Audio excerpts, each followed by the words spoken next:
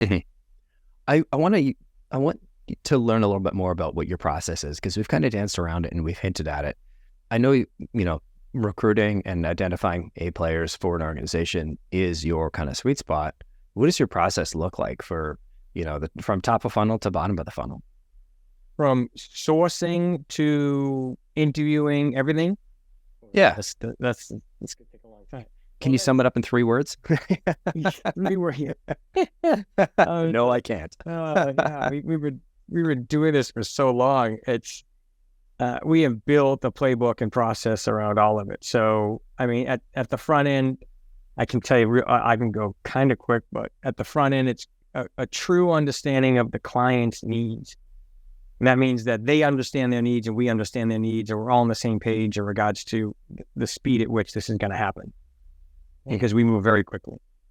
The second thing is to agree on our search strategy. So we understand competition, companies that we're going after, the market.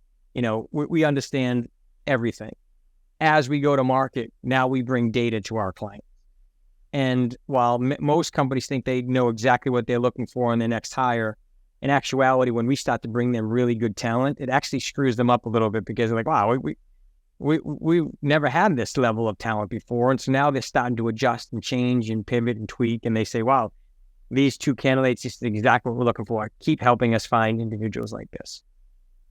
So then our team, once we understand that skill set and we start introducing candidates, we start getting data and feedback.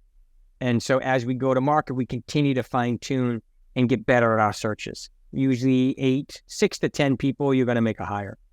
Somewhere in that range from us, right? And the entire time is communication.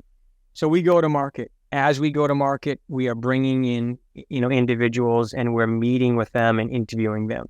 We do a full interview. Could take 45 minutes. It could take an hour.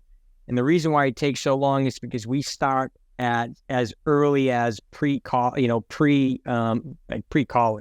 We're trying to figure who are these people, and those personality characteristics help us to understand who they are. We want to know what their story is. Besides just looking at them on paper, we need to understand the story, because the story is what's going to help us figure out what type of performer this person is. And there's a lot, salespeople are creatures of habit. So you can find a lot of commonalities. Did they work in high school at a local pizza place? Did they ride their bike to work every day? Did they go out and, this was like my daughter. She's, recently she's a junior. She was an SDR at a technology company. She literally rode her bike to the pizza place down the street, and she got a job there. She went in, asked for the job. She saved all her money. She bought her own car. She wanted to do it herself, right? She became an SDR. Her counterpart, the rep, gave them a whole bunch of leads. She cold called every single one of hers, right? So, you want to understand, what is this? Where did this person come from? What kind of family did they grow up in? Did they grow up in an entrepreneurial environment? Were their parents in sales? We're trying to understand everything. That sounds crazy at all levels, but it's not, because once you start to understand the story, you realize they were a family. They were the youngest of 5, and they had to really work their tail off to make things happen. They had to pay for their education, and they financed their college degree, and they were the captain of the soccer team or the field hockey team or the basketball team. And they got wonderful grades, and their first job out of school was maybe was an SDR.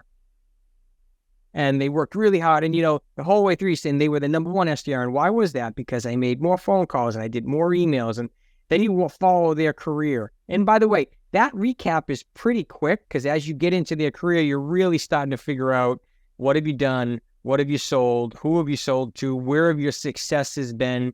You've worked at a small company and you worked at small companies and large companies. Your greatest successes was a $50 million company with an average deal size of $250,000 and a 1.2 or 1.5 or $2 million quota.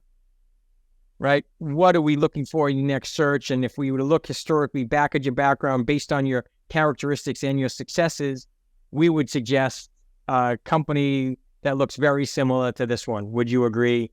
Yes. Or we would suggest looking at a management role, or a director role, or a VP role, or a CRO role, or a GM role.